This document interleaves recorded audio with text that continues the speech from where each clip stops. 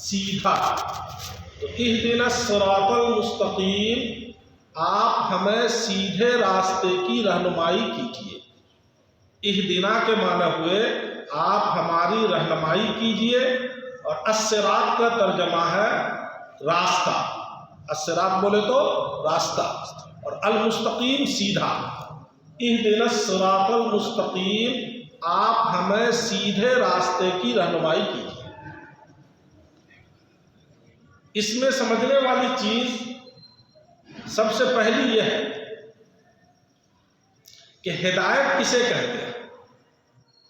اہدنا، آپ ہماری ہدایت کیجیے. تو اہدنا ہدایت کیجیے، رہنمائی کیجیے، ہدایت کسے کہتے ہیں؟ ہدایت کا اصل معنی یہ ہے کہ کسی بھی انسان کو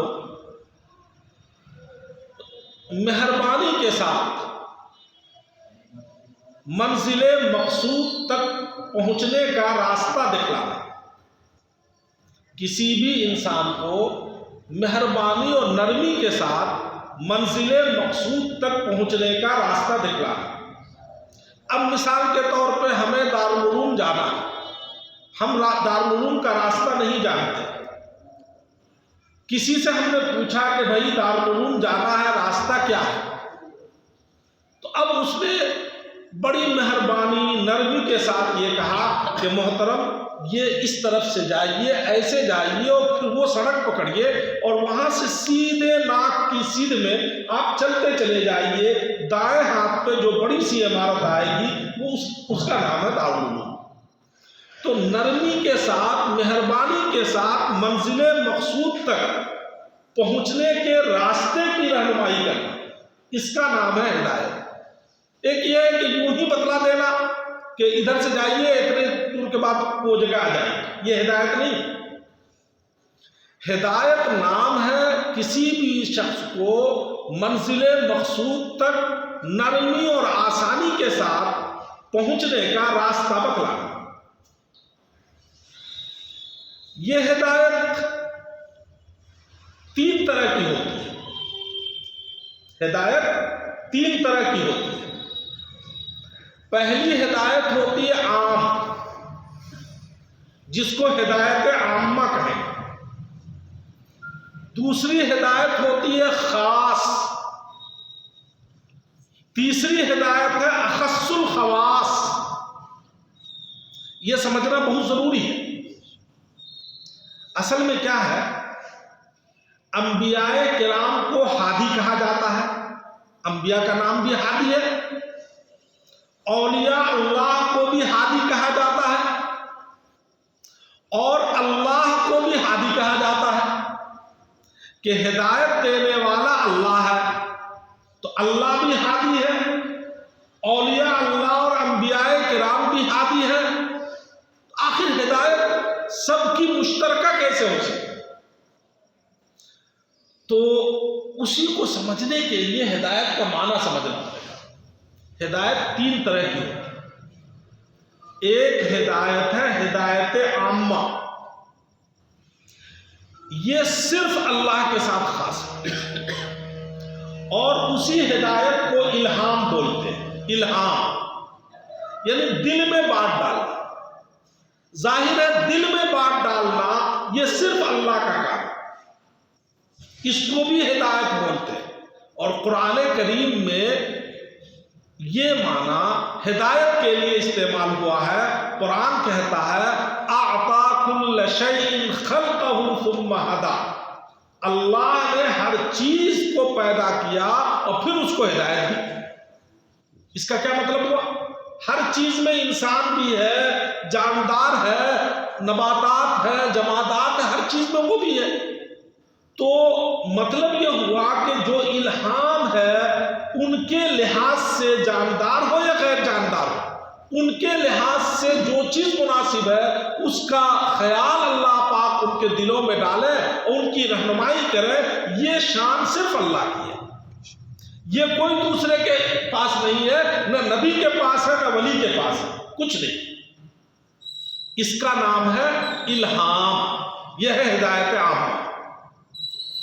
دوسری ہدایت ہے جو انبیاء کے ساتھ خاص ہے، یعنی انبیاء کرام انسانوں کو، جانداروں کو، ذوی العقول کو، عقل رکھنے والوں کو دعوت دیتے ہیں۔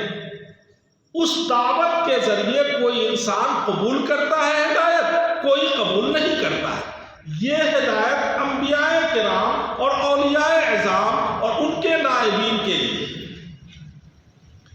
تیسری ہدایت وہ ہے جس کا نام ہے توفیق۔ یہ تیسری ہدایت بھی صرف اللہ کے لیے۔ کسی بھی کام کی توفیق میسر ہونا یہ صرف اللہ کی طرف سے ہو سکتا ہے۔ تو تین طرح کی ہدایت ہوتی ہے۔ پہلی ہدایت اللہ کے لیے خاص ہے، دوسری ہدایت انبیاء، اولیاء اور ان کے نائبین کے لیے ہے کہ وہ ہادی ہے، تیسری ہدایت وہ بھی اللہ کے لیے خاص ہے۔ تو اب کہیں قرآن میں آپ پڑھیں گے، جب ترجمہ پڑھیں گے، کسی کتاب میں ترجمہ پڑھیں گے تو اس میں آئے گا انک لا تہدی من احببت، اللہ کے رسول کو خطاب کیا جا رہا ہے۔ ایک واقعہ ہوا تھا، حضرت ابو طالب ہے، حضرت ابو طالب رسول اللہ کے چچا، جہاں کنی کا تھا، اور ہمارے رسول تو ایمان لانے کے تعلق سے بہت زیادہ تڑپتے رہتے تھے کہ کاش کوئی آدمی اسلام لے آئے۔ تو اپنے چچا محترم کے جاکنی کے وقت میں اللہ کے رسول پہنچے، ان کی خدمت پہنچے، اور چونکہ حضرت ابو طالب کا احسان رسول اللہ پر بہت زیادہ تھا، بچپن میں اللہ کے رسول یتیم ہو گئے، دادا کی پرورش میں رہے، پھر دادا کا انتقال ہو گیا، تو اب کون پرسان حال تھا؟ کوئی تو نہیں تھا۔ والد تو پیدائش سے پہلے انتقال کر گئے، والدہ کا انتقال ہوا پیدائش کے تھوڑے دنوں بعد، چچا کا دادا کا انتقال ہوا 8 سال کی عمر میں۔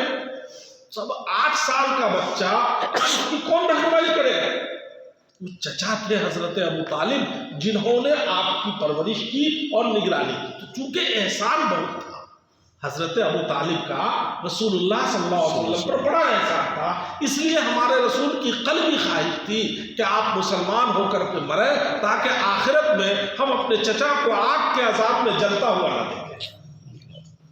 جہاں کنی کے وقت میں اللہ کے رسول تشریف لے گئے، چچا سے درخواست کی، بہت بے چین ہو رہے تھے۔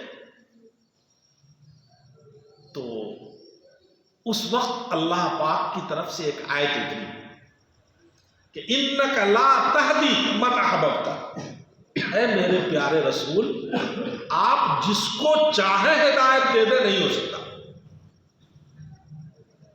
کس کی قسمت میں ہدایت ہے، کس کی قسمت میں نہیں ہے، یہ ہم جانتے ہیں۔ انک لا تہدی من احببت، آپ ہدایت نہیں دے سکتے، جس کو چاہے دے دے۔ تو جب یہ آیت آپ کہیں پڑھیں گے تو آپ کے ذہن میں سوال پیدا ہوگا کہ اللہ کے رسول ہادی ہیں اور پھر کہا جا رہا ہے کہ آپ ہدایت نہیں دے سکتے۔ اس لیے اس کا مطلب آپ کو یاد رکھنا پڑے گا کہ ہدایت کے 3 درجے ہیں۔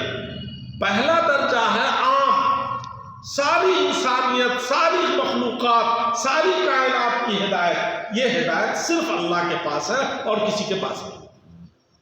دوسری ہدایت انبیاء کرام کو اللہ نے دے رکھی ہے کہ یہ اختیار آپ کو ہے، آپ دعوت دیجئے، ایمان کی دعوت دیجئے، اعمال کی دعوت دیجئے اور لوگوں کو بلائیے۔ تو یہ ہے ہدایت انبیاء کے پاس اور پھر انبیاء کے نائبین کے پاس۔ تیسری ہدایت توفیق ہے، یہ توفیق بھی صرف اور صرف اللہ کے پاس ہے۔ یہاں ہم دعا مانگتے ہیں کہ اہدنا، اے اللہ ہمیں رہنمائی کیجیے، ہمیں ہدایت دیجیے۔ تو اب اس ہدایت میں ساری ہدایت داخل ہو گئی۔ مطلب یہ ہوا کہ اے اللہ ہمیں توفیق دیجیے، ہمیں توفیق دیجیے۔ توفیق کس کو کہتے ہیں؟ جو اچھی چیز ہے اس کے لیے سارے اسباب کا فراہم ہو جائے۔ مثلا نماز ہے، نماز پڑھنے کی توفیق، نماز پڑھنے کی توفیق۔ توفیق کب ہوگی؟ توفیق اس وقت کہلائے گی جب کہ ہمارے لیے سارے اسباب و وسائل فراہم۔ مثال کے طور پہ پانی بھی موجود ہے، نماز پڑھنے کی طاقت بھی موجود ہے، نماز پڑھنے کی اجازت بھی موجود ہے، تو اپنے پاس طاقت بھی ہے، پانی بھی ہے، جگہ بھی ہے، سب کچھ ہے، مگر اچانک کوئی دشمن آ جاتا ہے اور کہتا ہے نماز نہیں پڑھ سکتے، اگر تم نے نماز پڑھی تو گولی مار دوں گا۔ پتا چلا کہ سارے اسباب فراہم نہیں، وضو کا پانی تھا، ہمارے پاس طاقت تھی، جگہ تھی، نماز پڑھ سکتے تھے، مگر توفیق نہیں ہے، مکمل سارے اسباب فراہم نہیں ہے، اس لیے کہ دشمن ہمارے سامنے کھڑا ہے۔ کوئی دشمن نہیں، کوئی رکاوٹ نہیں، کسی طرح کی کوئی پیچیدگی نہیں ہے، اور پھر ہم نماز پڑھتے ہیں تو گویا اللہ کی طرف سے یہ توفیق اسی کو کہتے ہیں سارے اسباب فراہم ہو جائے، اور پھر انسان اپنے ارادہ و اختیار سے وہ عبادت کرے۔ تو جب ہم نے اللہ سے کہا اہدنا، اے اللہ ہمیں ہدایت دیجئے، تو گویا توفیق مانگ رہے ہیں، اے اللہ ہمیں توفیق نصیب فرمائیے، کس چیز کی؟ الصراط المستقیم، سیدھے راستے کی۔ سیدھا راستہ، پہلے یہ بات ذہن میں رکھیے کہ ہم یہ دعا مانگتے ہیں نماز میں، جب ہم یہاں دعا مانگے تو اب سیدھا راستہ کہاں ہم کو ملے گا؟ نماز ہی میں ملے گا یا نماز سے باہر ملے گا؟ بھئی دعا جہاں مانگ رہے ہیں وہیں پہ سیدھا راستہ ملے گا یا سیدھا راستہ نماز سے خارج میں ملے گا؟ ظاہر نماز سے خارج میں ملے گا۔ تو جب بندے نے دعا مانگی کہ اے اللہ ہمیں سیدھا راستہ دکھلائیے، تو اب نماز سے باہر یعنی مسجد سے باہر ہمیں وہ سیدھا راستہ ڈھونڈنا ہے۔ یہ نہیں کہ نماز ہم نے پڑھ لی تو ہم سیدھے راستے پہ ہیں، نہیں، وہ تو توفیق خدا بندی ہے۔ جو دعا ہم نے مانگی تھی اس دعا کا اثر ظاہر ہونا مسجد سے باہر، یعنی مسجد سے باہر کسی انسان سے ملاقات ہوتی ہے تو ہم خوش اخلاقی سے پیش آئیں، ماں باپ ہیں ان کی خدمت کریں، جن کے حقوق ہم پر ہیں ان حقوق کی ادائیگی کریں، کوئی گراہک ہے وہ اس گراہک سے اچھے اخلاق سے پیش آئے۔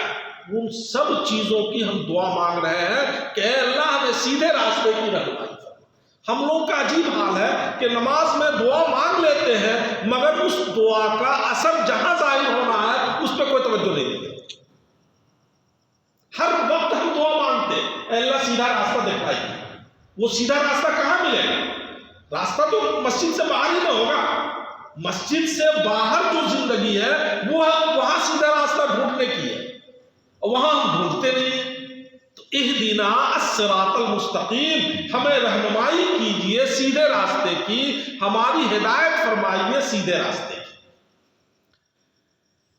حدیث پاک میں آتا ہے کہ ایک موقع پہ اللہ کے رسول صلی اللہ علیہ وسلم نے زمین پر ایک لمبی سی لکیر کھینچی، کھینچنے کے بعد آزو بازو میں چند لکیریں اور کھینچی، اس کے بعد آپ نے فرمایا کہ اے مسلمانوں یہ جو بیچ کی لکیر ہے یہ ہے سیدھا راستہ، اور آزو بازو کی جو لکیریں ہیں پگڈنڈیاں ہیں یہ ہے شیطانی راستہ۔ بیچ کا راستہ سبیلی، ہادی سبیلی، یہ میرا راستہ ہے، اور آزو بازو کے جو راستے ہیں وہ سبل الشیاطین ہیں، شیطان کے راستے ہیں۔ تو جس سیدھے راستے پہ چلنے کی دعا تم لوگ سورہ فاتحہ میں کرتے ہو، اے مسلمانوں یہ وہی سیدھا راستہ ہے جو میں ابھی سامنے لکیر کھینچ کے بتلایا۔ تو اہدنا الصراط المستقیم کی تشریح خود اللہ کے رسول نے اس حدیث پاک میں فرمائی، سیدھا راستہ۔ سیدھا راستہ کس کو کہیں گے؟